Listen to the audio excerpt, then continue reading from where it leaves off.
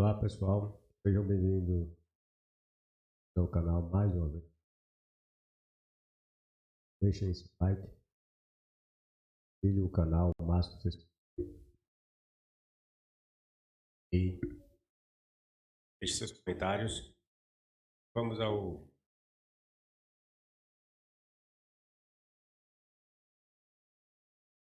Nós vamos falar, pessoal, sobre o papiro de Ipué, né? Muitas das vezes vocês podem ver que os utilizam, né, papiro para pessoas cristãs, né? Entrando assim nos canais de sites, ostentam, né, esse papiro como refutável. De fato, Êxodo existe. Testa aquelas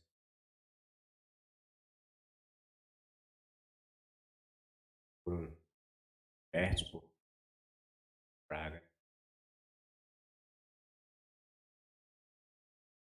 Vou mostrar para você que tudo isso é mentira. O papiro não atesta porra nenhuma. Né? Eles que entendem que há aquelas declarações ali presentes no papiro guardam relações com as passagens da Bíblia. Mas quando você as analisa, não tem nada disso. É pura coisa da cabeça do cristão. Papiro de Ipué, prova o êxodo? Faça, pessoal. Você faça. Porra nenhuma, como eu disse. Muitos cristãos ignorantes, quando leem os trechos desse papiro egípcio, deliram de tal forma que acreditam piamente que se trata de uma descrição do relato bíblico do livro de Êxodo. Não vou entrar naquela questão onde é que se encontra esse papiro, a datação do papiro, quem foi que encontrou, isso eu não vou falar, porque isso aí é coisa batida. Todos já sabem, né, dessas questões, então eu acho irrelevante, pelo menos no momento.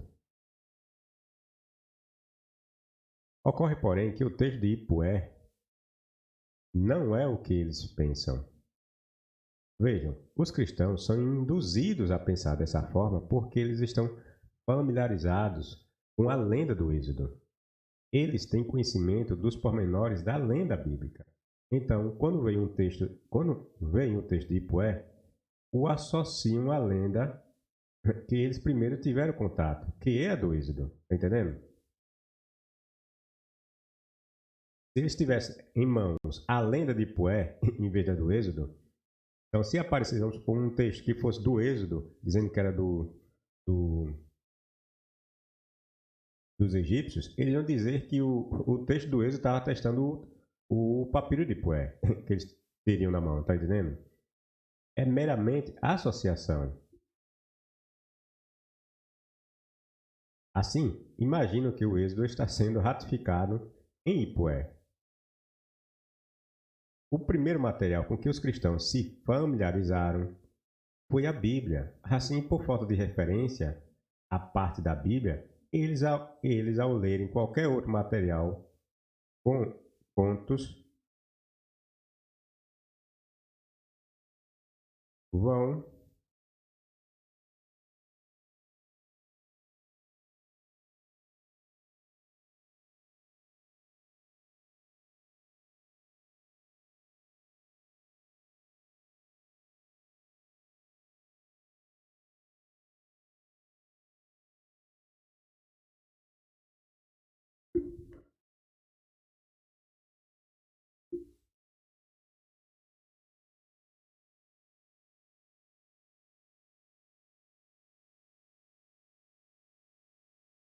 achar semelhanças.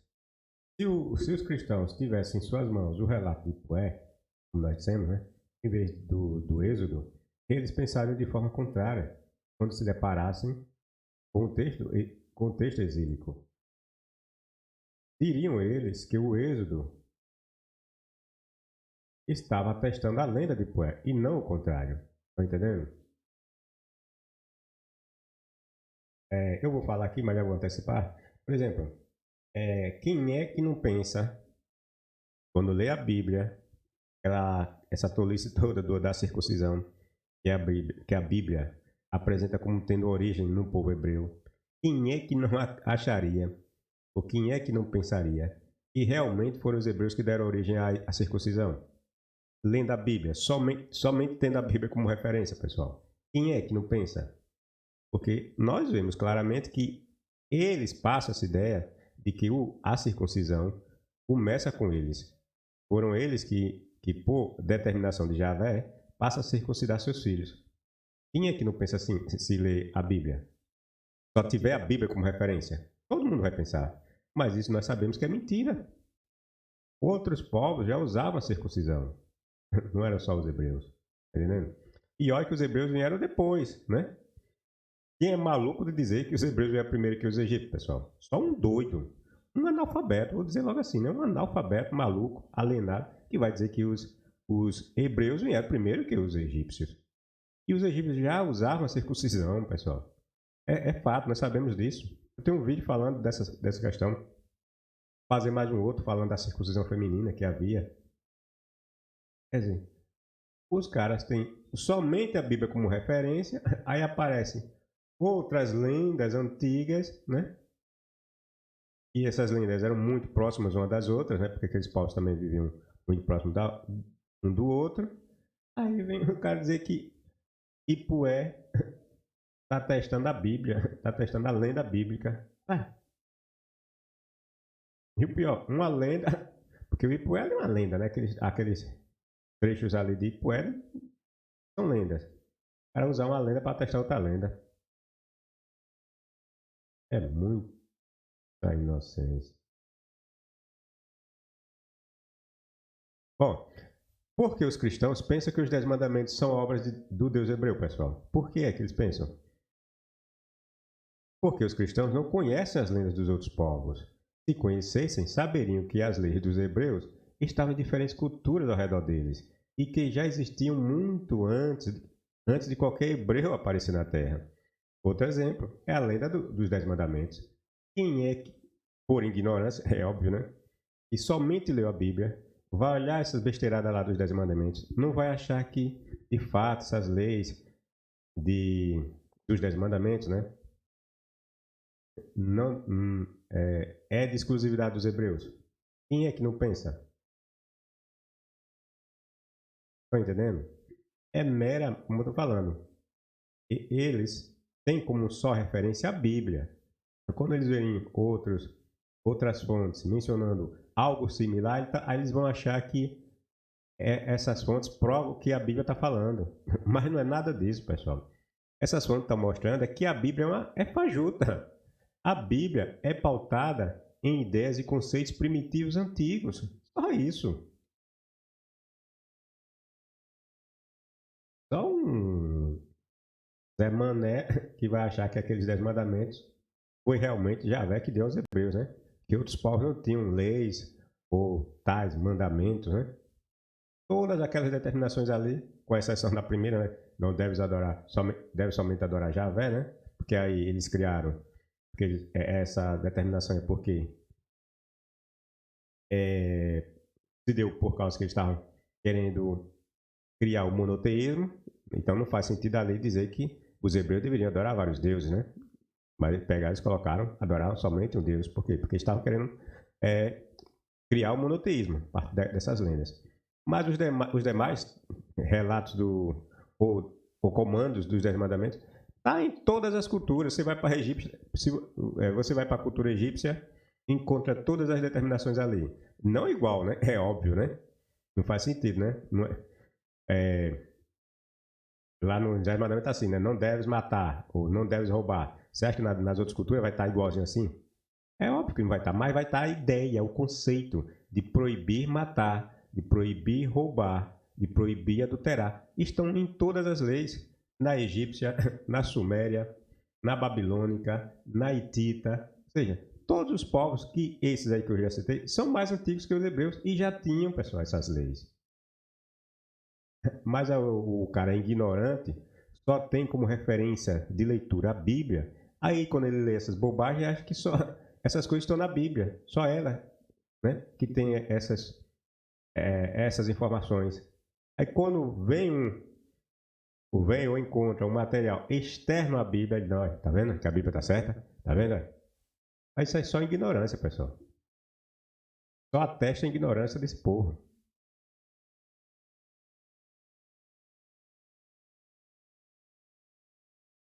Porque os cristãos não conhecem as leis dos outros povos. Se conhecessem, saberiam que as leis dos hebreus estavam em diferentes culturas ao redor deles e que já existiam muito antes de qualquer hebreu aparecer na Terra. Suas leis eram apenas reflexo das que já existiam. Eles não criaram porra nenhuma. A crença cristã é fundada em ignorância. Só se mantém até hoje por causa da ignorância do povo, né? O cristão só é cristão porque é ignorante. Na cultura hitita, por exemplo, há o mito do Deus desaparecido, Telepinu, né? Nela, encontramos diversos elementos que pensaríamos ser trechos da lenda de Pué. Veja. Veja que essa lenda é de onde? Uma lenda hitita, certo? Se fôssemos ignorantes e pensássemos como os cristãos, acreditaríamos que a lenda do deus Telepinu é prova do texto de Ipué. Assim como os cristãos olham para Ipué e acham que é a prova do Êxodo, né?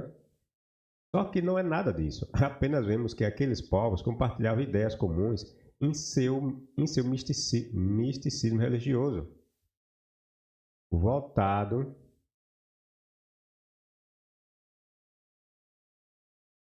à existência dos deuses.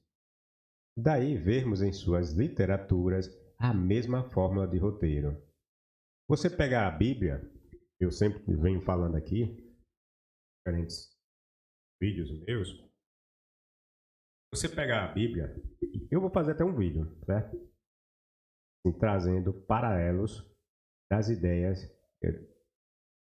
dessas culturas ao redor dos hebreus, e você vai ver que está achando que está lendo a Bíblia. Por quê? Porque a ideia de deuses, a ideia como eles entendiam as suas realidades, partiam dessa ideia primitiva de se encaixar os deuses em tudo que é lugar. As expressões, pessoal, relativas às divindades, como ele sendo onipotente, onipresente, essa ideia, aquelas expressões dos salmos, dos provérbios, está tudo nas outras culturas, pessoal. Os provérbios dos salmos são chamados de sabedorias sapienciais, né? Textos sapienciais. Está presente na Suméria, na Egípcia e em outras culturas. Os hebreus não criaram nada. Por isso que nós vamos encontrar essas mesmas referências. A forma de estruturar os textos você vai encontrar nas outras culturas. Essa forma de estruturar o texto bíblico, essas expressões relativas ao Deus hebreu, a forma como ele se expressa para matar pessoas, matar crianças, essas coisas tudo, essas besteiradas todas, de levar guerras e doenças, estão nas outras culturas, pessoal. Então, porque só a Bíblia seria, as coisas que estão na Bíblia seria real, ou deveríamos entender que o Deus da Bíblia é real, é verdadeiro, e os deuses daquelas outras culturas deveriam ser falsos. E o mesmo enredo, a mesma estrutura linguística e literária daquilo que está na Bíblia está nessas outras culturas.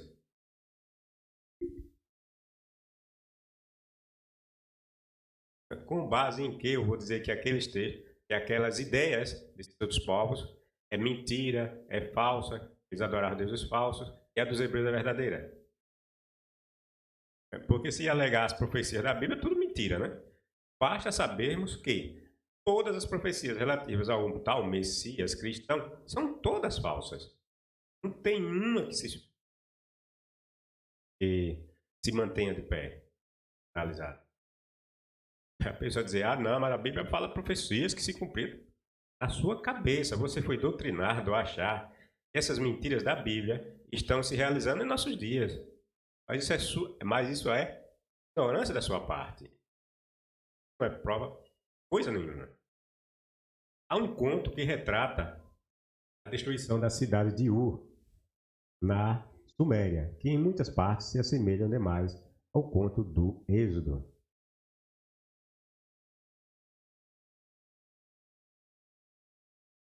Vejam.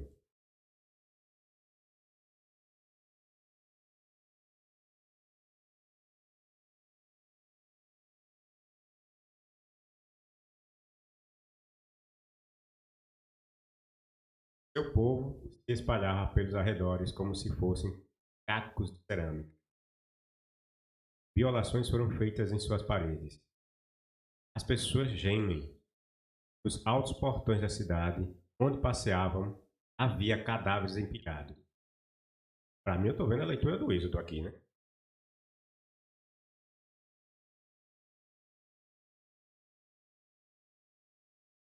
Nos altos portões da cidade, onde passeava, havia cadáveres empilhados.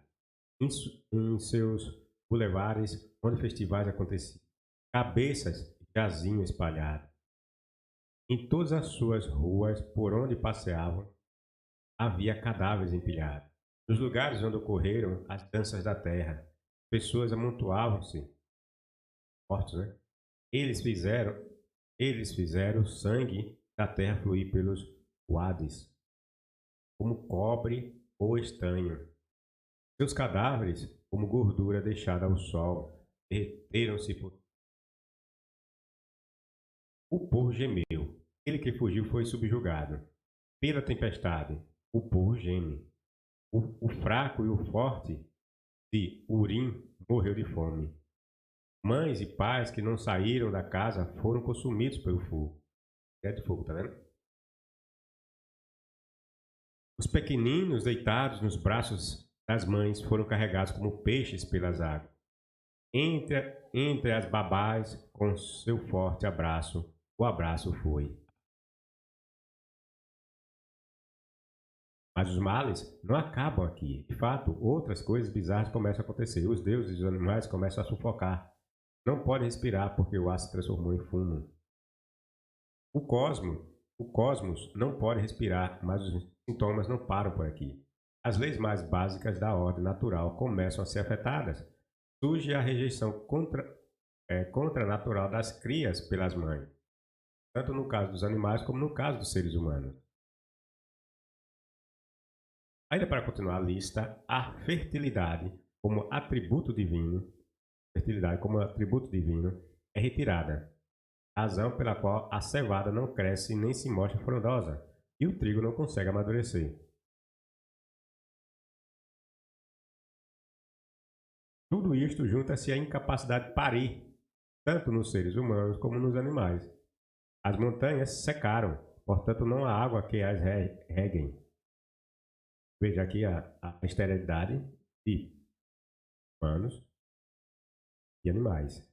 Vimos a questão de fogo, né, paredes queimadas, esse negócio todo. As montanhas secaram, portanto não há água que as reguem. Por essa razão a floresta também secou. As novas folhas não conseguem aparecer.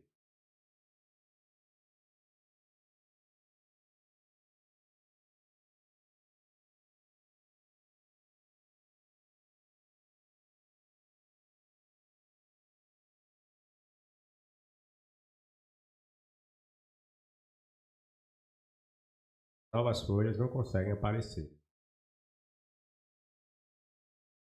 E a terra, num todo, foi coberta pela fome.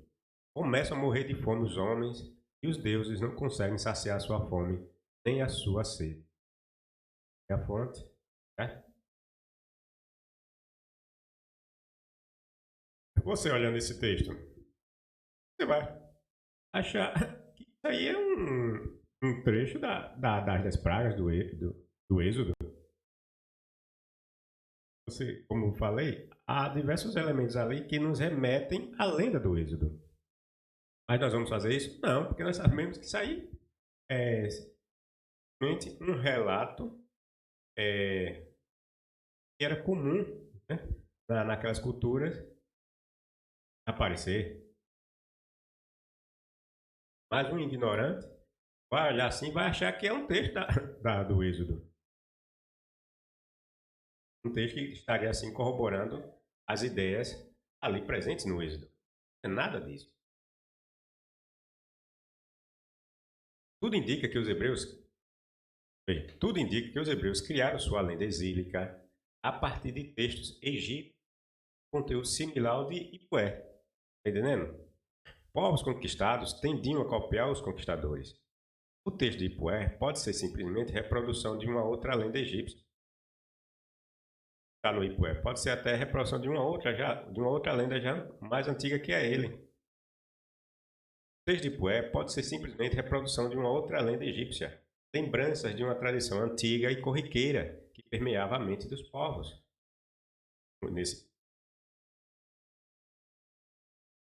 Os hebreus não eram muito originais em seus contos, e não seria surpresa que tivessem tomado emprestado lenda similar de Ipué, ou mesmo o texto de Ipué, para adaptar e produzirem a do Êxodo. Quem é que pode provar que aquilo que está no Êxodo não é simplesmente uma reprodução do que se encontra ou no texto de Ipué, ou numa lenda similar, ou de uma lenda que o Ipué havia já adaptado ou absorvido? Quem é?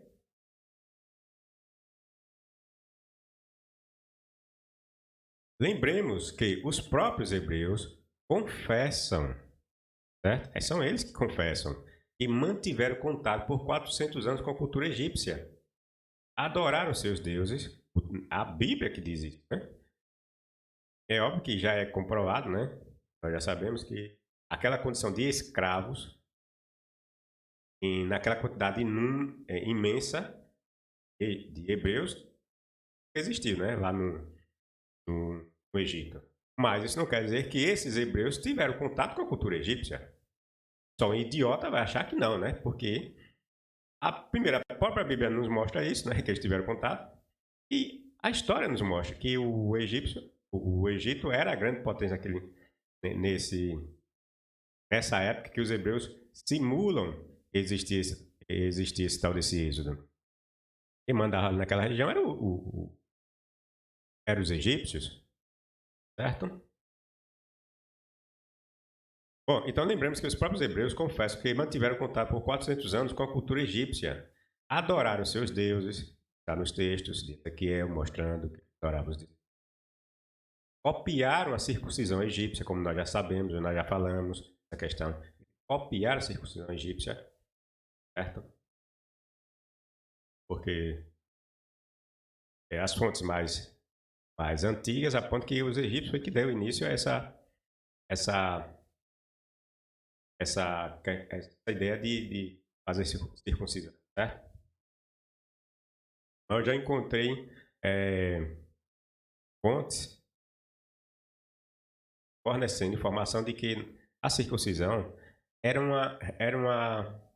uma prática comum dos povos semitas. Era uma prática comum dos povos semitas.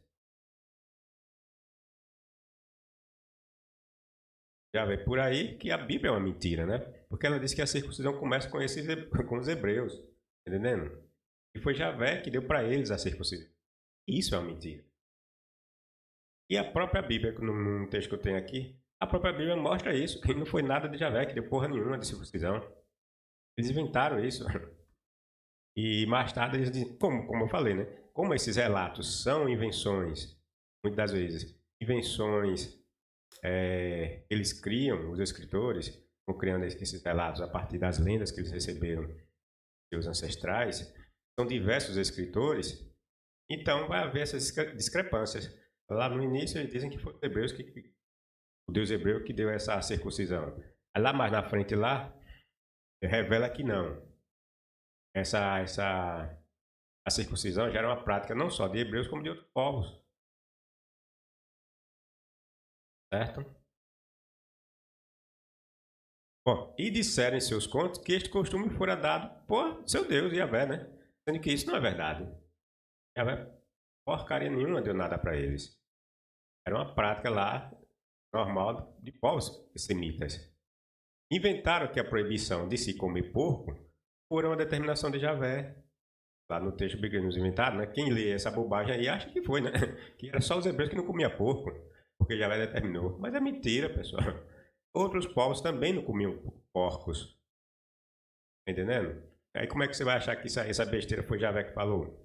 Se já havia outros povos mais antigos e não comiam o porco e o viam como um animal impuro. Também, Yahvé havia falado para os outros povos, antes dos hebreus, fala sério. Inventar que a proibição de se comer porco foi uma determinação de Yahvé, sendo que o porco há muito já era visto por outros povos como um animal impuro, inclusive no Egito. Parte do Egito, não eram todos, mas parte do Egito, né? Não era todo o Egito, mas parte do Egito, considerava o porco como impuro, imundo. E aqueles que cuidavam dos porcos, eles impediam que seus filhos casassem até com esses caras. Consideravam os caras que cuidavam desses porcos como um impuro, nojentos. Com a mesma ideia primitiva dos hebreus, né? Quando falam dos porcos. Segundo eles mesmos, nunca tiveram sacerdotes, os hebreus. Vocês, quando é que os hebreus têm sacerdotes, pessoal? Quando eles saem segundo a lenda deles, né? Quando eles saem do deserto, né? Eles estabelecem, né, ali, né, Yahvé aparece para eles lá, né? Estabelece as leis que envolvem o sacerdócio, aí fixam que o sacerdócio só pode vir da casa de Arão, da casa de Levi, né? Da tribo de Levi, dentro da casa de Arão, e escolhe Arão como sendo o primeiro sacerdote. Por fim, passa para os seus filhos e assim por diante, né? Mas é ali naquele momento, naquela historinha ali que eles inventam, que eles lançaram as bases para o sacerdócio. Quer dizer, antes eles não tinham, pessoal. Mas vejam, antes eles estavam onde? Segundo a lenda deles, no Egito. Então, de onde foi que eles tiraram essa ideia de sacerdote, pessoal? De onde foi? Foi Yahvé que deu para eles essa ideia? Do Egito, pessoal. E é óbvio que não era só o Egito que tinha sacerdotes. Outros povos, lá na Suméria, mais antigo que os egípcios, já tinha sacerdote. Aí o cara lê uma bobagem dessa, acha que esse livro tem verdade, Zé. Tem inspiração de Deus, Zé. Não, bobinho. Segundo eles mesmos, nunca tiveram sacerdotes. Não haviam tipificado a ideia de pecado. Eles não tinham assim, estabelecido as diretrizes para o pecado. Por quê? Porque eles dizem que recebeu a lei lá no deserto. E é a lei que diz o que é pecado, pessoal. É a lei que vai dizer, ó, isso é pecado. Se adorar outros deuses é pecado, sujeito à morte. Se não honrar pai e mãe é pecado, está sujeito à morte. Não deves roubar, se roubar. Aí tem casos que a pessoa paga uma quantia, né? E tem outros casos que a pessoa é executada. Não deve violar o sábado, né? Era execução sumária. A ideia de pecado é fixada na lei que eles dizem que recebe no Monte Sinai. Mas os egípcios já tinham essa ideia de pecado, pessoal. Eles já tinham tipificado o que era o pecado. Os sumérios, a mesma coisa. Não tinham templos. Os hebreus tinham templo? Desculpem. Os hebreus tinham templo? Não. Quando é que eles vão ter templo, pessoal? E primeiro, segundo a lenda, né? Ele sai do deserto, fica ali no deserto, faz uma presepada lá, que dizem que fizeram um tal de um tabernáculo para Yahvé, colocar a arcazinha dele. Ele disse que de vez em quando ele descia, ficava em cima dessa arca, onde havia 2 querubins. Só vão ter templo lá na época de Salomão. Antes não, antes tinha uns tabernáculos, diz a lenda, né, que tinha um tabernáculozinho lá em Siló, coisa do tipo. Quer dizer, os caras não tinham templos. E de onde foi que eles tiraram essa ideia, pessoal, de templo? De onde foi que eles tiraram essa ideia de templo, pessoal? Foi Yahvé que deu para eles essa ideia? Não, pessoal, se eles confessam que estavam lá no Egito, onde foi que eles viram esses templos e inventaram que teriam de ter templo? Lá no Egito. Estão entendendo? A lenda aí, a crença ou essas ideias dos hebreus vão se desfazendo por eles mesmos. Eles mesmos vão entregando as falhas dessas lendas que eles mesmos criaram. Eles não tinham templo, e aí aparece com o tempo mais tarde. Então eles não tiraram essa ideia de templo do nada, certo? Eles viram, supostamente, lá na onde? Na cultura dos egípcios, já que eles passaram 400 anos, diz a lenda. Então, mais que normal que absorvessem costumes, absorvessem ideias desse povo. Templos ou santuários dedicados a seu Deus ou deuses. Estão entendendo, pessoal, o que quer dizer? Quer dizer que essas lendas que nós vemos dos hebreus falando e partiram da pessoa de Javé, e os cristãos alegam, atestam por meio do papel de Pué, só está nos mostrando que o que está na Bíblia, e quando eles dizem isso, eles só estão nos mostrando que a Bíblia é uma lenda. E aquilo que ele está falando que é atestado em Pué é uma lenda, aquilo não é real. Porque diversas coisas, os hebreus, como nós podemos ver, e como eu acabei de falar, eles foram buscar referência na cultura egípcia. Então, por que essa lenda do Êxodo, né, não poder ter tido suas bases lá de alguma lenda lá egípcia? Estão entendendo?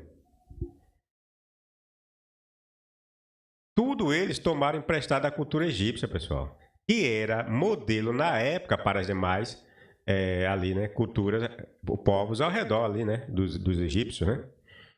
O egípcio era a grande potência ali, ele dominou ali toda aquela região lá da região chamada de Canaã, né? Então, nada mais natural que muitos dali olhassem para o Egito como uma referência, sobretudo para as de Canaã. Confessam que foram customizados, vejam, os hebreus confessam que foram customizados aos modos dos babilônios, dos persas e medos. A Bíblia nos mostra isso, tá entendendo? O povo não tinha nada de original. Hebreus, como Daniel e seus coleguinhas, né, que diz que foram jogados lá numa fornalha, e tantos outros hebreus, adotaram nomes caldeus. Quando a Bíblia diz que eles adotaram nomes caldeus, diz que o Daniel passou a chamar de Belsazar, que tem Belsazar tem a ver com Deus Bel, né? Ou seja, os outros ele dos colegas dele, esqueci. É Sadraque, Mesaque e Abednego. Todos esses nomes aí têm referência aos deuses da cultura dos caldeus, no caso lá, os babilônios. Ou seja, quando a Bíblia fala que eles adaptaram seus nomes aos nomes caldeus, aos nomes dos deuses dos caldeus, a Bíblia só nos está mostrando, pessoal, que eles tiveram que se adaptar à cultura dos babilônios. E nessa adaptação da cultura, mesmo até no nome, se me dizer que eles passaram a adotar os costumes dos babilônios, as ideias dos babilônios. Estão entendendo? Mas o povo é ignorante, ele lê a Bíblia, acha que a Bíblia tem algo de especial, espetacular, original. Não tem nada de original. E todos esses povos, eles copiaram costumes, escritos e lendas. E era natural, rapaz. E era natural. Quem é que não quer copiar hoje, por exemplo, muito da cultura americana? Não é ela que domina quase todo mundo ainda, né? É ela que é a referência para muitos países, né? A música, o cinema, o entretenimento. A maioria dos países buscam referência em ideias americanas. Por quê? Porque eles ainda dominam o cenário mundial. Do mesmo modo nessa época aí, pessoal. As grandes potências, o Egito, quando surgiu, os babilônios, os assírios, né? Os persas, os gregos, os romanos, quando surgem, eles vão fazendo com que os outros povos, né, de menor expressão, vão se espelhar neles. Não tem nada demais de dizer que os hebreus copiaram esse contos e lendas desses outros povos e adaptaram a sua cultura. Não estou dizendo que eles copiaram tudo 100%, mas eles adaptaram grande parte de suas lendas por reflexo dessas culturas, né?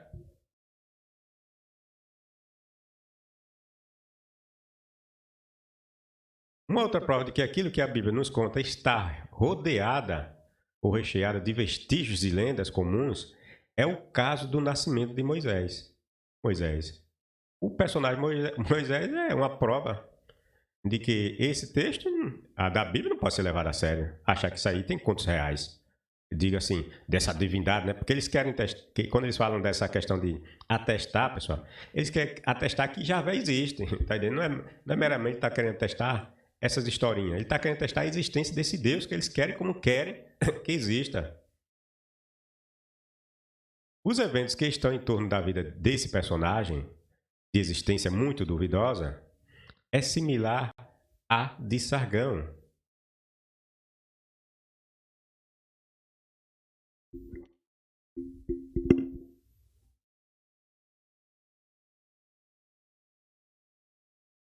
É similar à de Sargão, da Acádia.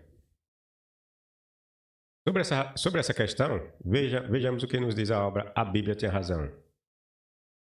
Os textos cuneiformes contam o seguinte a respeito do rei Sargão, fundador da dinastia de Acade, em 2360. Veja, olha, é de 2360. Você não encontra nada em termos de hebreu aqui nesse período. Nada. Eu sou Sargão, o rei poderoso, rei de Acade. Minha mãe era uma sacerdotisa de Imitu. Meu pai eu não conheci. Minha mãe me concebeu. Deu-me à luz em segredo. Colocou-me numa cestinha de caniços.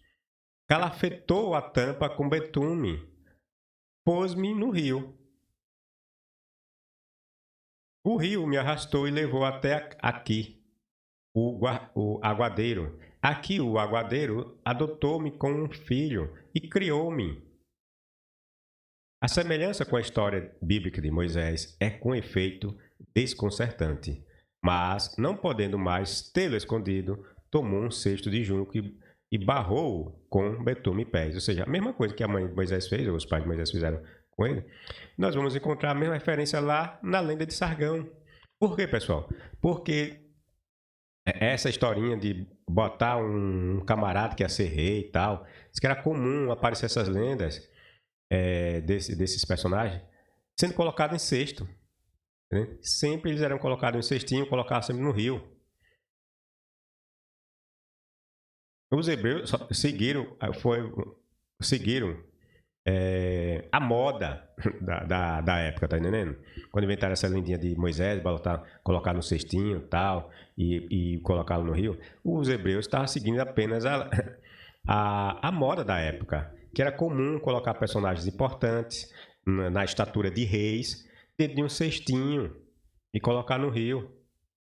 Não é só a lenda de Sargão que aparece esse estilo de literatura. Tá entendendo? E meteu dentro o menino e expô-lo num canavial junto da margem do rio.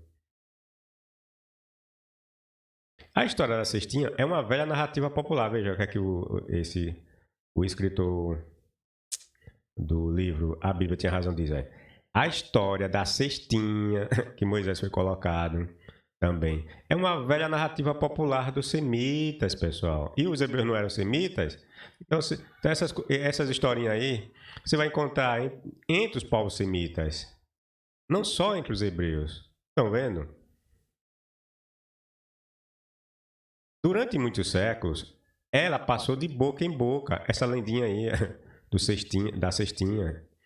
A lenda de Sargão, que é do 3º milênio antes de Cristo, encontra-se até em tabuinhas neobabilônicas da escrita cuneiforme do 1º milênio antes de Cristo.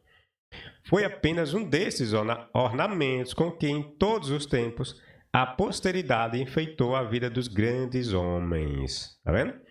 Quem teria a ideia de duvidar da realidade histórica do imperador Barba Roxa só por causa das lendas que o cercam ainda hoje? Aí como esse camarada é meio... Ele Nesse livro aí, a Bíblia tem razão, ele parece que joga dos dois lados. Ora ele diz que a Bíblia é só mentira. Aí tem hora que ele vem e diz que a Bíblia tem verdades, certo? Aqui, por exemplo, ele não nega que essa historinha de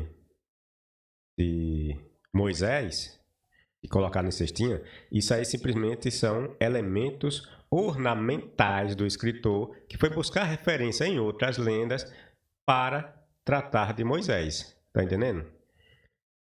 Mas isso não quer dizer que Moisés seria um personagem não real, certo? Mas aqueles relatos ao seu redor é que muitos poderiam ser meramente lendas, enfeites, mas não quer dizer que o personagem Moisés não tenha existido. Assim como o Barba Roxa, que a sua história está envolta de diversas lendas e de fato ele existiu. O Sargão, né, diz que existiu também, mas veja, as histórias em sua volta envolvem lendas, certo? E a de Moisés nem se fala, né? É repleta de lendas, né? Fala coisa com coisa. Quando lemos as lendas sumérias, identificamos de cara as lendas bíblicas. Né? Quando a gente pega as lendas sumérias, você vai vendo um monte de referências bíblicas ali. Mas foram os hebreus que influenciaram os sumérios? É claro que não. Foi o contrário. Porque os sumérios, nós sabemos, né? Foram um dos primeiros povos. E ali, perto dos sumérios, estavam os povos que iam dar origem aos babilônios, aos hititas, aos caldeus, né? E outros. Então, muito dessas coisas dos sumérios foi absorvido por esses povos. Os babilônios absorveram muitas coisas dos sumérios. Aí você vai, na sua ignorância, achar que foram os hebreus que vieram primeiro e os sumérios simplesmente copiaram. Ou como alguns idiotas estão falando aí, não, isso aí foi porque aconteceu a questão, mas os povos foram deturpando essas informações do seu modo. Mas como? Não faz sentido isso, né? Os povos saíram deturpando, só os hebreus que vieram por último, que acertaram a lenda. E acertaram todos esses relatos, né? Todos os relatos dos outros povos é tudo possíveis verdades distorcidas. E as dos hebreus está tudo lá certinho. Fala sério, rapaz. Quer acreditar num argumento desse? Os hebreus eram semitas, os hebreus eram semitas. Os sumérios nem considerados semitas são. Os hebreus vão surgir não sei quantos anos depois. Como é que um povo que vai surgir depois, não sei quantos mil anos depois, de um outro, vai influenciar um outro povo que veio antes dele? Gente maluca, né? Cai num argumento desse, né? A gente é muito ignorante. E sabemos que não faz o menor sentido imaginarmos que os sumérios copiaram as lendas dos hebreus. O dilúvio sumério é em muito similar ao bíblico. Sabemos também que essa lenda diluviana suméria não é exclusiva da cultura suméria. Tudo indica que os sumérios também, né, já tinham sido influenciados.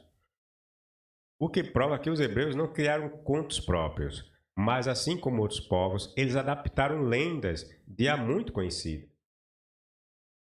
Vamos desmistificar os trechos do Papiro de Puer que os cristãos acreditam ser descrições exatas do texto hebraico. Eu não vou trazer o texto hebraico, certo? Porque senão o vídeo ia ficar muito grande, certo? Mas só estou trazendo as citações do papiro, certo? Os cristãos acham que seriam referências ou provas da mentirada lá do Êxodo. As mulheres estão estéreis e nenhuma concebe. E mulheres estão estéreis, pessoal? Porque o texto está dizendo, né? As mulheres estão estéreis e nenhuma concebe. Aí os cristãos leem isso aí no papiro, aí diz que isso aqui está se referindo à passagem lá de Abraão, lá no Egito, quando um dos reis do Egito, né? Quando Abraão esteve lá no Egito, e quando ele teve em contato lá com os filisteus, lá no reinado do rei Abimeleque, e diz que o Javé e o rei Abimeleque queria dar uma furada lá com Sara. Aí o Javé diz que trancou a madre das mulheres filisteias para não ter filhos. Tá? Eles acham que isso aí é uma referência bíblica. Mas nós vimos anteriormente que essas ideias de animais ficarem estéreis, mulheres ficarem estéreis, era um traço típico das lendas que esses povos contavam, pessoal. Então, isso só prova, quando a Bíblia fala dessas questões, esterilidade nas mulheres, e os cristãos remetem para o texto de Ipué, ele só está provando que a Bíblia é lenda. Não está provando nada. Está entendendo? Só está atestando que a Bíblia, de fato, trata de lendas. Não tem nada aquilo ali de Deus nenhum inspirando pessoas a falarem aquilo que falaram na Bíblia. Não é dito que todas as mulheres egípcias ficaram assim. Veja, você olha lá no papel de Poé, lá não diz que foram as mulheres egípcias que ficaram estéreis. Não, simplesmente diz, as mulheres estão estéreis, nenhuma concebe. E aí? Dona é que eu vou agora deduzir que aquilo ali está falando da lenda do... É bíblica que falou que Javé tinha deixado as mulheres estéreis. As mulheres de Abimeleque. Fala sério. Não é dito que todas as mulheres egípcias ficaram assim, ou as mulheres lá do rei filisteu Abimeleque, né? Mas somente se diz as mulheres. Logo, podemos entender que essa esterilidade foi além das egípcias ou das mulheres filisteias, certo? Além disso, só ignorantes que não conhecem, pelo menos, o básico das lendas dos povos antigos, que acham que essa ideia de esterilidade é algo novo e produzido dentro da Bíblia, né? Nós já falamos. A Bíblia hebraica é apenas uma literatura tardia elaborada pelos escribas hebreus, sendo que essa cultura em nada inovava em relação às demais. Não poderia, já que todas têm muito mais em comum do que diferenças. Aí uma outra referência que eles trazem, essa aqui é: o Nilo transborda, contudo ninguém trabalha na lavoura. Todos dizem, não sabemos o que acontecerá por toda a terra. Nilo transborda, contudo ninguém trabalha na lavoura. Todos dizem, não sabemos o que acontecerá por toda a terra. Aqui não vemos necessariamente um evento que possa se dizer que seja similar ao que é dito nas 10 pragas do Êxodo. A passagem só mostra algo muito comum que acontecia no Egito, que eram as cheias do rio Nilo. Certo? Não tem nada a ver aqui com Bíblia nenhuma, pessoal. O rio Nilo transborda, contudo ninguém trabalha na lavoura. Todos dizem, não sabemos o que acontecerá por toda a terra. Não tem nada a ver com a Bíblia. Primeiro porque a lenda bíblica ali do Êxodo nunca falou da questão do Nilo transbordar. Tem nenhuma referência ali, né? Tem a questão do Nilo, virar as águas do Nilo, virar sangue, coisa do tipo, né? Mas as águas do Nilo transbordar, o texto aqui fala, transbordou e que ninguém ia mais trabalhar nas lavouras, tem nada a ver, pessoal. Porra, ignorante mesmo. A passagem só mostra algo muito comum que acontecia no Egito, né? Que eram as águas do Nilo transbordar. Que era justamente essa questão do transbordamento das águas do Nilo, né? E fazia com que as margens, né? Ou as terras ali que ficavam pelas margens do Nilo, fossem férteis. A riqueza do Nilo vinha disso. Os relatos bíblicos sequer mencionam que uma das pragas envolveu o transbordamento do rio Nilo, como nós falamos. E mesmo que o fizesse, não seria nada de anormal haver tal relato em escritos egípcios. O muito que podemos extrair dessa descrição é que houve uma cheia do rio diferente da normal, que provocou tanto estrago que romperam as barreiras ou diques, né, já que os egípcios faziam isso, né, no rio Nilo, né, e fez com que uma cheia, né, que houve uma cheia no rio, do rio, diferente da normal, que provocou tanto estrago que romperam as barreiras ou diques e fez com que os homens ficassem sem saber o que fazer. Certo? Outra referência que eles tomam como elemento de prova do Êxodo. De fato, homens pobres se tornaram donos de riqueza.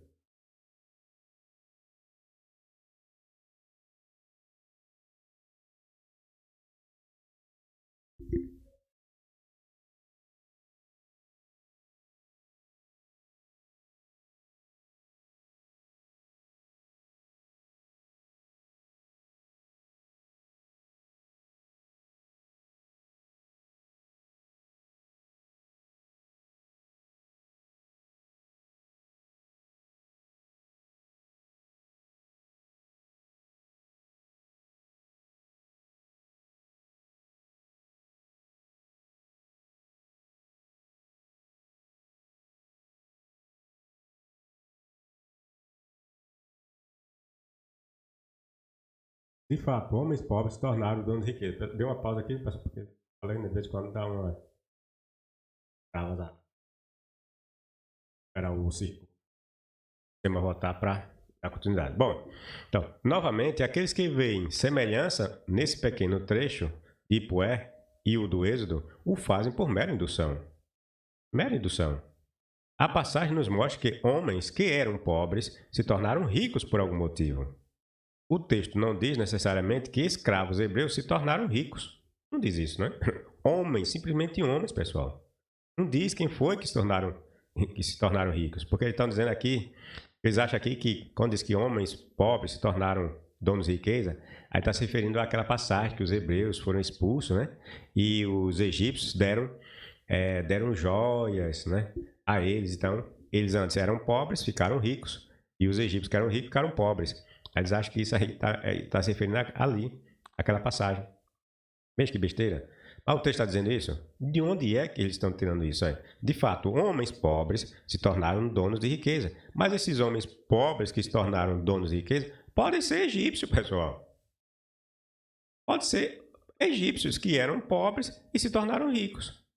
E esses que eram os homens ricos que eram egípcios, e esses ricos que deixaram de ser ricos, podem ser egípcios, assim como esses que eram pobres se tornaram ricos, podem ser egípcios. Qual é a prova de que esse texto está se referindo a outros povos? Ou a escravos que estavam lá no Egito? Onde é que está essa prova? Me diga. Mera indução. O cara está acostumado a ler o texto bíblico, não tem referência, aí quando lê algo similar em um outro texto, em outra literatura, começa a associar e dizer que um está corroborando o outro. Não tem nada a ver. A passagem nos mostra que homens que eram pobres se tornaram ricos por algum motivo. O texto não diz necessariamente que escravos hebreus se tornaram ricos. Diz isso. Homens pobres poderiam ser hebreus, egípcios e outros não natural do Egito. Pode ser qualquer um ali, pode ser egípcio, pode ser hebreu, pode e outros escravos, né? Que não era só escravo hebreu que se existiu lá no Egito não era só hebreu. Todos os egípcios não eram ricos. Havia os que eram pobres, certo? A sociedade egípcia era formada por castas. Estão entendendo o que eu quero dizer? Então, a simples referência de dizer que homens ricos se tornaram, ou pobres se tornaram ricos, não diz nada. Não corrobora nada que a Bíblia está falando. Certo? Outra referência. Aquele que não podia nem mesmo fazer sandálias para si mesmo é agora dono de riquezas. De novo, uma referência de pobre se tornar rico. De novo, a resposta é a mesma. A explicação para essa passagem é a mesma, que é contida nos parágrafos acima, né, que nós falamos. Não diz nada aqui, E aquele que não podia nem mesmo fazer sandálias, e nesse caso aqui está se referindo aqui, esse aqui seriam pessoas pobres, né? Para si mesmo, é agora dono de riquezas. Mas isso aqui está dizendo que foram os hebreus que ficaram ricos? Que eram pobres ficaram ricos? Não tem nada a ver. Pode ser simplesmente egípcios que eram pobres por algum motivo. Subiram de castas, vamos dizer assim, ou obtiveram meios, né, de ficarem ricos e ficaram. Ou pode ser outros escravos lá que os egípcios tinham, por algum motivo. Subiu nessa escala aí, né? Já que há fontes afirmando que houve um período aí que os egípcios, né, foram dominados por os povos estrangeiros, né, que chegaram, dominaram, a exemplo dos Ixos, né? Então, e chegam até o absurdo de dizer que os Ixos eram os hebreus, né? Só que os Ixos, o período dos Ixos é um período diferente do qual os hebreus, ou a Bíblia aponta que os hebreus estiveram no Egito, né? Não bate, né? Essa ideia de dizer que os Ixos eram os hebreus. Por mais que coincidências hajam entre eles.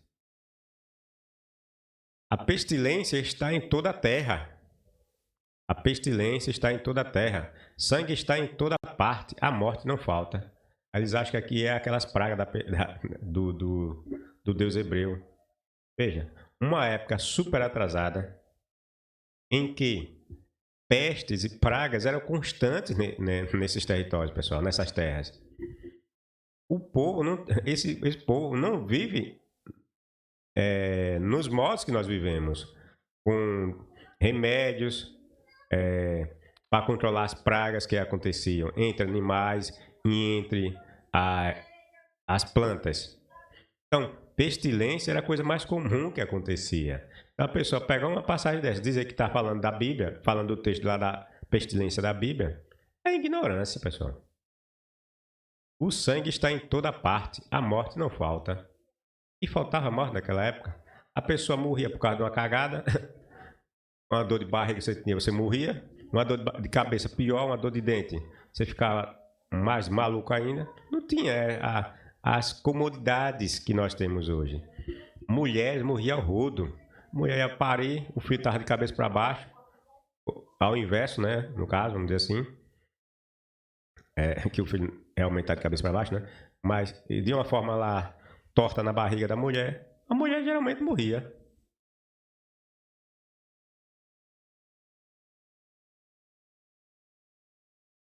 É uma época primitiva, né? Era muito comum essas pestilências, doenças, certo? Numa época em que os homens não tinham conhecimento da pecuária, como hoje, nada mais que natural que houvesse constantes pragas matando animais, né? E, em consequência, matando homens. Havendo, portanto, pestilências ou pragas, haveria mortes, né? Tanto morte dos animais quanto de pessoas que dependiam deles para seu sustento. Porque aqui diz, a pestilência está em toda parte, sangue está em toda parte, a morte não falta. Sangue está em toda parte, a morte não falta. Uma sociedade agrária, como a egípcia, ocorrendo uma peste, nada mais natural que a morte se espalhasse, né, pessoal? Espalhasse entre todas as camadas da sociedade, sobretudo as mais pobres. E sempre se lascaram, né? Os pobres, né? Mortos sendo levados diretamente para o rio, fileiras deles no local de embalsamar. Aí eles de novo aí levam a ideia de que aí foi os mortos lá, causado pelas pragas, né? Mortos sendo levados diretamente para o rio, fileiras deles no local de embalsamar.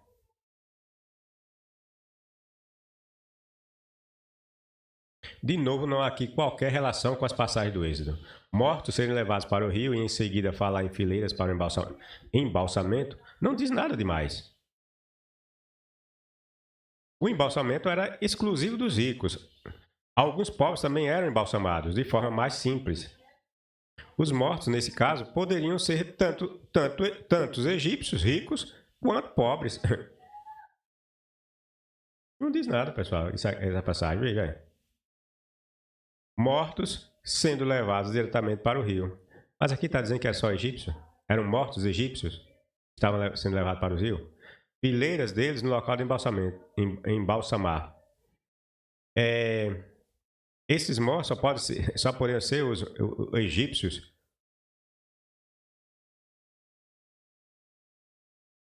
Ricos? Não. Tá entendendo? Nobres, aí outra referência que eles usam para corroborar a ideia do Êxodo.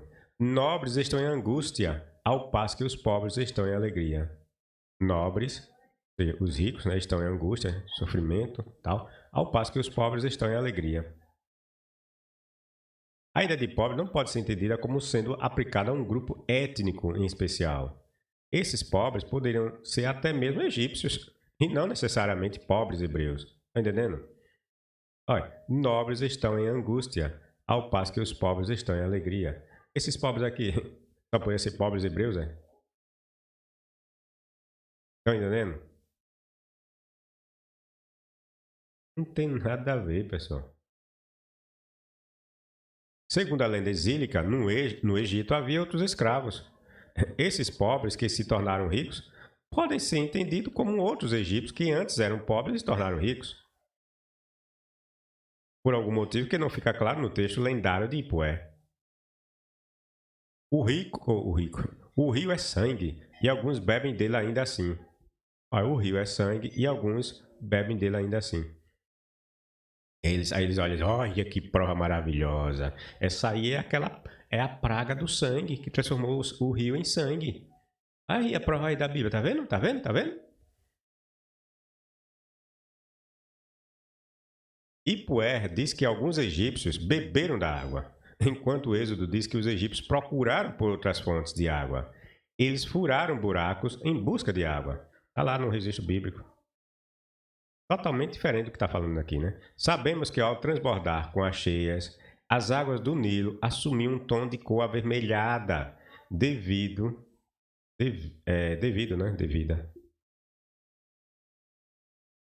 à forte pigmentação. O Mar Vermelho, por exemplo, nunca foi transformado em sangue para levar esse nome, pessoal. Mas o vento desgasta as montanhas ricas em minério de ferro e o arrasta para dentro desse mar, fazendo com que ele assuma a aparência ou um tom avermelhado. Daí o nome Mar Vermelho, ou poderíamos chamar de Mar de Sangue. Estão entendendo? Dizer que o Nilo ali se transformou em sangue e as pessoas ainda continuaram bebendo dele, não quer dizer que ali é o sangue literal, transformou-se em sangue literal. Mas a aparência dele parecia que o rio tinha se transformado em sangue. Tá entendendo? Ô, povo ignorante. Vejam ainda essa informação contida no livro A Bíblia Tem Razão. Veja. É que ele vai falar dessa questão. Coisas como essas mencionadas pela Bíblia, o Egito experimenta até hoje. Até hoje acontece essas coisinhas, pessoal. A praga de Javé tá prevalecendo até hoje. Fala sério. Por exemplo, o Nilo Vermelho, às vezes os aluviões dos lagos abissínios colorem a água do rio, sobretudo no seu curso superior, de um pardo avermelhado, que pode dar a impressão de sangue. Veja, aqui mesmo onde eu moro tem um rio chamado Rio da Prata.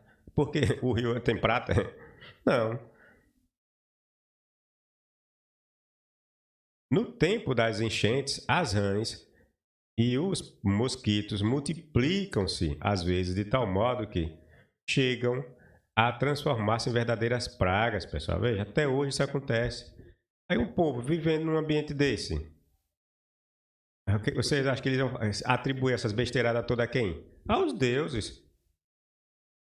Né? Os hebreus, como estavam querendo retratar a sua lenda, dizendo que era um deus que estava lutando contra os próprios egípcios, né? Disseram que foi o deus dele que havia jogado essas pragas. Mas essas coisas já vinham acontecendo e até hoje acontece lá no Egito. Olha, veja, as pragas de Javé ainda prevalecem até hoje lá no Egito.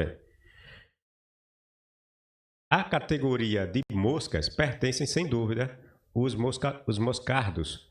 Frequentemente, eles invadem regiões inteiras, penetram nos olhos, no nariz, nos ouvidos, causando dores lancinantes.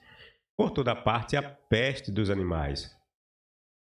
Peste de animais constante ainda por lá, veja. Pelo que se refere a úlceras, ocorre tanto nos homens como nos animais. Poderá tratar-se da chamada fogagem ou sarna do Nilo. Consiste numa erupção que arde e comicha, degenerando frequentemente em úlceras terríveis. Com essa desagradável doença da pele, Moisés ameaçou também durante a peregrinação pelo deserto. O Senhor te castiga com a úlcera do Egito. Com a úlcera do Egito, ou seja, era comum, pessoal, no Egito ter essas coisas. Os hebreus simplesmente, a partir desses elementos que aconteciam no Egito, eles pegaram esses elementos, essas referências e formularam a sua lenda. Mas você acha que, num ambiente desse, será que os egípcios não tinham suas próprias lendas a respeito desses fenômenos? É claro que tinham. Está entendendo? Os hebreus, como eu disse, viram nesses elementos, ou nessas situações, elementos para criar sua lenda e dizer que era o Deus Javé deles que estava fazendo isso com os egípcios. Está entendendo? Só que aquilo ali já era uma coisa comum que os egípcios passavam. O Senhor te castiga com a úlcera do Egito, e filha de sarna e comichão, de modo que não possa curar-te. Veja, o próprio texto bíblico nos mostra que algo que já acontecia já no Egito. O doido do Moisés aqui falando que para o Deus Javé castigar, né, alguém aqui com a úlcera do Egito e fira de sarna e comichão, de modo que não possas curar-te. Mostrando que essas coisas já era de conhecimento lá na terra do Egito. Não tinha nada de mágico, não foi nada de Javé que mandou porra nenhuma. Tá entendendo? E na mesma obra encontramos, veja, quanto à água sangrenta que salvou os aliados de morrerem de sede em sua marcha pelo deserto, um geólogo encontrou a explicação natural. Abrindo sulcos no tufo das costas do Mar Morto, eles se enchem imediatamente de água, que se infiltra do Planalto e a sua cor avermelhada é devida à condição do solo. Ainda hoje, muitas vezes, os pastores da Jordânia Oriental extraem água por esse processo. Tá vendo? Assim, a mera declaração de que o rio é sangue não significa e nem deve ser entendida de forma literal, pessoal. Ali naquele texto lá de Ipué, tá entendendo? Ele simplesmente pode estar usando ali o termo sangue de forma metafórica, em virtude dessas coisas que nós já falamos.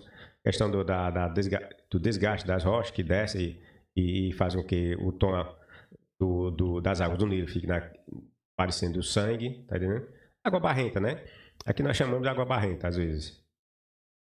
O escritor pode estar se referindo à mera aparência da água em dado momento. Aqui mesmo no Nordeste, quando chove muito, a água da torneira fica num tom avermelhado ou barrenta.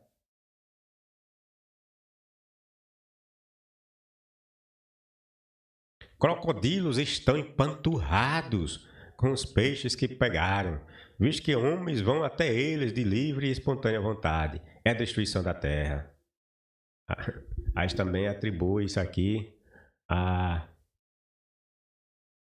praga dos 10 mandamentos, mas não tem nada a ver, pessoal.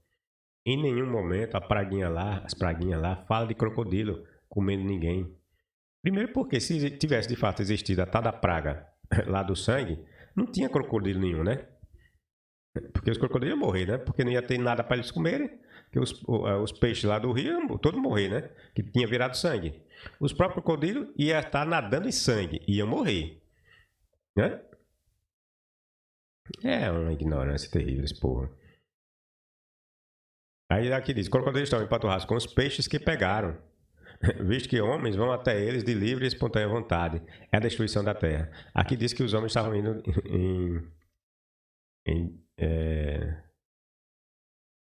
estavam indo até eles. Eles quem? Os crocodilos, né? De livre e espontânea vontade. Aí os crocodilos estavam comendo até pessoas nesse caso, né?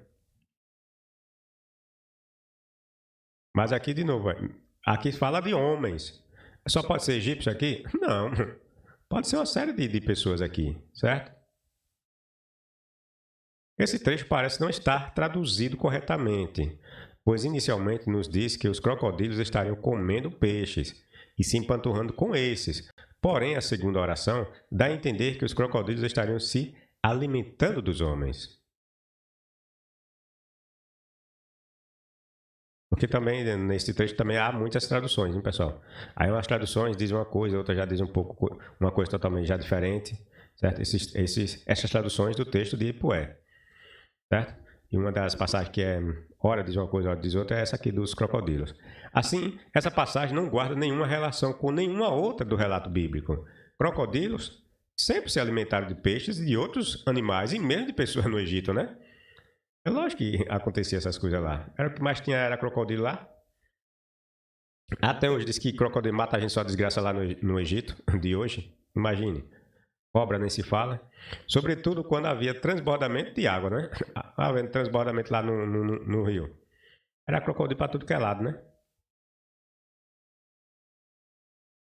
Muros, paredes, colunas queimadas, ao passo que o palácio está inteiro. Muros, paredes e colunas queimadas, ao passo que o palácio está inteiro. Não tem como relacionar essa passagem com a suposta Saraiva, né? Porque eles aí que está relacionado com a Saraiva, que a Saraiva desceu, que era a pedra, né? De fogo, pedra, a peste toda, né? Eles acham que isso aí é uma referência a Saraiva. Tem nada a ver, pessoal. Eu fiz aqui um vídeo falando dessas pragas. é uma mentira da desgraça. O pessoal que não presta atenção. O próprio relato é mentiroso. A da própria Sarai, eu fiz um vídeo lá, as 10 pragas fabulosas de Javé. Eu mostro todas as mentiras ali. Certo? Dentro do próprio texto bíblico. Você nota que é mentira. Não faz o mínimo de sentido.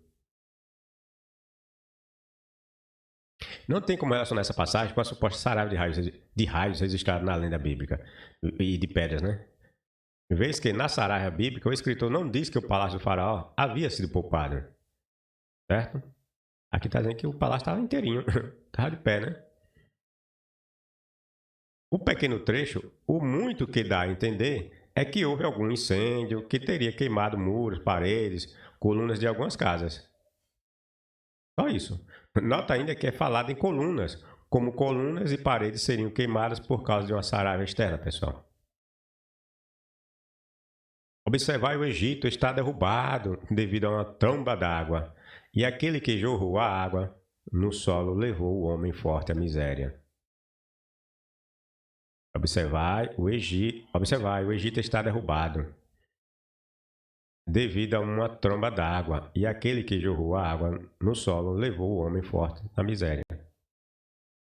Esse trecho pode indicar que houve um período de fortes chuvas ou tromba d'água que fizeram com que plantações, diques e outras coisas ligadas à sobrevivência egípcia ficassem arruinados, causando ao homem forte ou proprietário de terras esta miséria.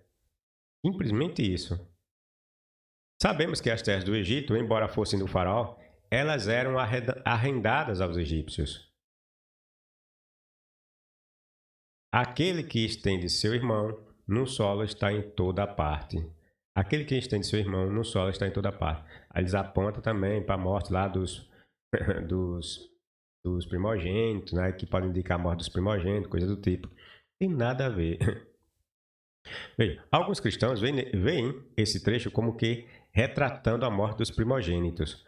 Só que, novamente, vemos que tudo não passa de indução do cristão por causa de sua familiaridade com o texto exílico. Veja que o termo irmão em nada informa que se trata de primogênitos. O termo irmão pode nem se querer dizer que é um irmão de sangue. Tá entendendo? Pode ser simplesmente um nacional, né? O termo irmão pode estar se referir a um outro egípcio. Não a um outro egípcio. Irmão no sentido de nacional, do mesmo povo. O texto é tão obscuro que podemos entender que aquele que está sendo enterrado pode ser nem primogênito. E o que enterra pode ser o primogênito. O texto não diz nada disso, pessoal. Esse trecho, portanto, apenas se refere à morte de pessoas que podem ser primogênitos e não primogênitos, mas não necessariamente primogênitos. Está entendendo? Só um ignorante que enxerga aí algo que dê a entender que se trata de mortes exclusivamente de primogênitos. Sem falar que o Êxodo nos diz que não só os primogênitos egípcios que morreram também os primogênitos de animais, de servos e de escravos em prisão. O texto fala isso, pessoal.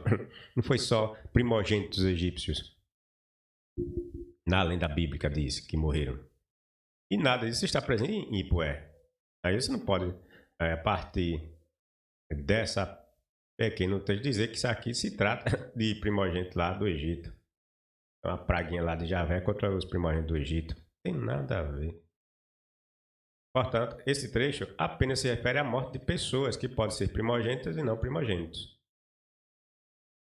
Só um ignorante que enxerga aí algo que dê a entender que se trata de mortes exclusivamente primogênitos. Sem falar que o Êxodo nos diz que só os primogênitos egípcios que morreram. Morreram também os primogênitos de animais e de servos e de servas em prisão. E nada disso está presente em Ipué. Observai, nobres senhoras estão agora em trapos. Nobres senhoras estão agora em trapos e magnatas em estabelecimentos de trabalho pesado. E aquele que sequer podia dormir em muros possui agora uma cama. O possuidor de roupas está agora em trapos, enquanto aquele que sequer podia costurar para si mesmo é agora possuidor de linho fino.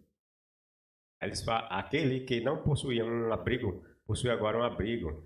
E aquele que não possuía um abrigo possui agora um abrigo. E aquele que outrora possuía um abrigo encontra-se agora na plena agressão da tempestade.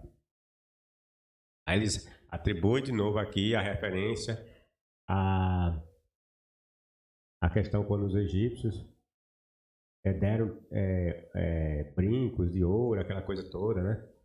E o Javé disse que ia despojar os egípcios, ia roubar os egípcios, né? A entregar as suas riquezas aos hebreus. Aos ignorantes diz que isso aí se tratava de uma indenização de trabalho, porque os hebreus foram tratados como escravos, trabalharam e não tiveram o seu salário pago. Pai, que absurdo. Aí diz que Javé estava indenizando os hebreus. É muita ignorância, pessoal. É muita ignorância. Veja, aqui não tem nada a ver, pessoal, com nada de lenda egípcia. Esse trecho do Papiro de Ipué não lembra em nada o Êxodo. Em nenhum momento no Êxodo, os egípcios ficaram sem abrigo. Aqui está dizendo que os egípcios ficaram sem abrigo, olha. Quer dizer, no entendimento dos cristãos, né, que estão achando que aqui é uma referência aos egípcios. Veja, nessa parte aqui, olha. Aquele que não possuía um abrigo, no caso seriam os hebreus, que não possuía abrigo, agora possui abrigo. E aquele que outrora possuía um abrigo, os egípcios, encontra-se agora em plena tempestade, ou seja, sem abrigo. Agora estão na plena agressão da tempestade, ou seja, não tem abrigo.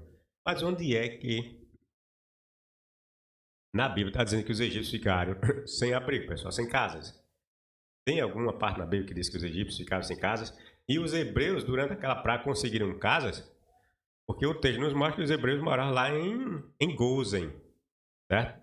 Na terra de Gozen, nas casinhas lá em Gozen. Então, em momento algum, os hebreus obtiveram casas, enquanto que os egípcios perderam suas casas, ou seus abrigos. Não existe isso, pessoal. Não tem nada a ver, tá entendendo? O pessoal é doido, não tem nada a ver. Olha. Aquele que não possui abrigo, possui agora um abrigo. Ou seja, quer dizer que hoje os hebreus não tinham abrigo? Quando foi que os hebreus não tinham abrigo, pessoal? E os egípcios deixaram de ter abrigo? Onde é que nós encontramos essa referência na Bíblia? Não tem, não existe isso. Em nenhum momento no Êxodo, os egípcios ficaram sem abrigo.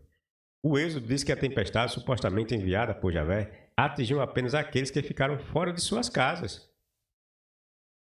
Logo, vemos que os cristãos são induzidos a pensar que Ipué trata do mesmo episódio bíblico.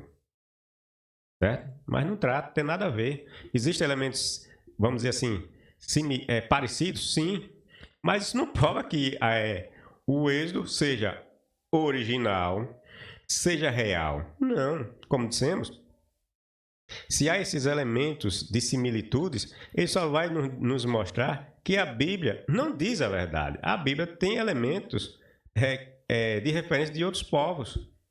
A Bíblia, muitos desses relatos bíblicos são baseados, tomando emprestado referências de contos de outros povos. Só isso. Todo o texto de Ipué nos mostra que houve uma mudança na situação daquele que era pobre e daquele que era rico. Uma mudança social dentro da organização egípcia é uma mudança social dentro da organização egípcia. Esses pobres eram egípcios. Em nenhum momento vemos Ipué dizer que esses pobres eram exclusivamente hebreus ou estrangeiros. Certo? E por fim, notamos que o escritor do texto de Ipué não relaciona nenhuma dessas situações a algum deus de escravos, pessoal. Não diz. Por acaso, em que parte ele está dizendo ali, tudo isso nos aconteceu porque um deus aí estrangeiro aí, de um deus de escravo aqui que nós tínhamos, fez tudo isso com a gente. Aí que nós perdemos, todas essas desgastes, tudo aconteceu conosco por causa desse deus. Em nenhum momento é dito que tudo isso foi por causa de haver escravos em cativeiro. Porque a Bíblia fala, né? Que tudo isso sobreviveu aos egípcios porque os egípcios queriam prender os escravos hebreus. Mas o texto aí de Ipué fala que tudo aquilo aconteceu porque estavam prendendo, segurando escravos de um tal Deus. Não diz nada disso. Em nenhum momento é dito que foi um homem de nome Moisés que havia trazido todas essas condições desfavoráveis ao Egito. Onde é que o papiro diz isso? Que tinha um escravo que foi criado lá como egípcio e que foi enviado por um deus aí estrangeiro, um deus hebreu, que nos ameaçou com todas essas pragas que realmente aconteceram. Tem isso no texto de Poé? Não tem, meu filho. E sabemos também que o texto de Poé não é um texto que conta um fato real. É apenas mais um texto egípcio repleto de ideias lendárias. Ao ser observado que Poé nos relata os eventos no tempo presente, essas coisas acontecem no texto de Poé de uma só vez. Né? Parece que o texto parece dar a entender que essas coisas aconteceram de uma só vez. Né? Parece, estou dizendo.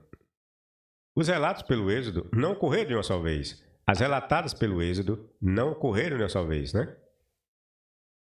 Dessa forma, quando um cristão usa o texto de Poé para ratificar suas crenças nas lendas do Êxodo, simplesmente está dando um tiro no próprio pé, já que tenta ratificar uma lenda por meio de outra lenda. E além do mais, né, como nós dissemos, né, só mostra que os hebreus foram influenciados pela cultura egípcia para criar essas lendas, muitas das lendas que eles relatam. É porque eles confessam que tiveram lá 400 anos. Um povo que vive 400 anos em um local, ele nunca na vida vai estar... ele perdeu muito do seu saber próprio. Ele seria mais egípcio do que hebreu, pessoal. 400 anos. A sua visão de mundo vai estar totalmente voltada para a visão estaria voltada totalmente voltada. Ter todo o entendimento da visão dos egípcios. Achar que a lenda do Êxodo é real é o mesmo que achar que a lenda de Poé, do Deus desaparecido, que nós falamos, né, do Deus desaparecido, também o são. As ideias de 7 anos de fome, pragas assolando uma região ou país, mulheres sendo castigadas com esterilidade pelos deuses, é uma praxe nas literaturas do Oriente, pessoal. Falar de 7 anos de praga, né, de fome, né, que lá nós vimos José falando, isso é coisa corriqueira nas lendas. Pragas assolando a região, mulheres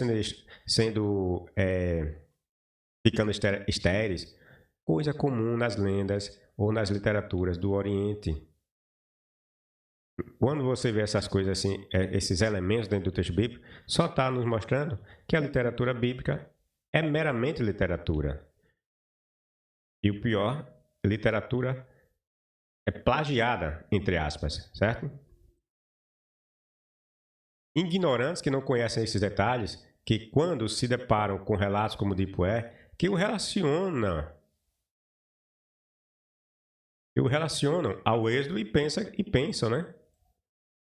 E pensam que isso é prova da veracidade e historicidade da Bíblia e da existência de um Deus que em tudo era igual aos deuses góis. Góis é que os hebreus, o pessoal chamava os povos de outras nações de góis. Certo?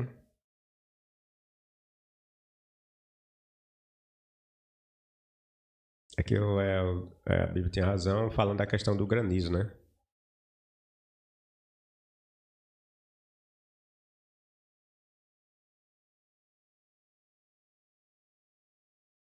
Aí tem a questão do sol ter escurecido, né? E lá costuma acontecer. Eu vou ler isso aqui, mas eu não tinha colocado, mas não tinha inserido no texto. Não sei porquê, tá aqui solto. Mas vamos lá. A questão do granizo é com efeito raríssimo no Egito, mas não desconhecido. A época do ano em que isso ocorre é janeiro ou fevereiro. As nuvens de gafanhotos são, entretanto, um flagelo típico das regiões do Oriente. Não é nem só do Egito, é simplesmente do Oriente. O mesmo se dá com as trevas súbitas. Até trevas tinha a questão lá que eles falaram do sol, né? O Shansim, também chamado Simun, é um vento ardente que arrasta consigo grandes massas de areia. Estas escurecem o sol, dando-lhe uma cor baça e amarelada, chegando a ficar escura em pleno dia. Um dia desse apareceu, né, numa reportagem. A terra ficou toda escura lá numa região daquelas lá. Tudo escura, porque teve uma tempestade de areia. Você não vê você não vê a luz do sol. Simplesmente. Ali era a praga de Javé? Não, pessoal. O pessoal é muito ignorante. Ele tá nessas bobagens. Bom, espero que vocês tenham entendido, né? Dê o seu like, seu dislike. Dislike não existe mais não. Toda hora esqueço esse negócio de dislike. Então dê seu like, deixe seus comentários e até o próximo vídeo.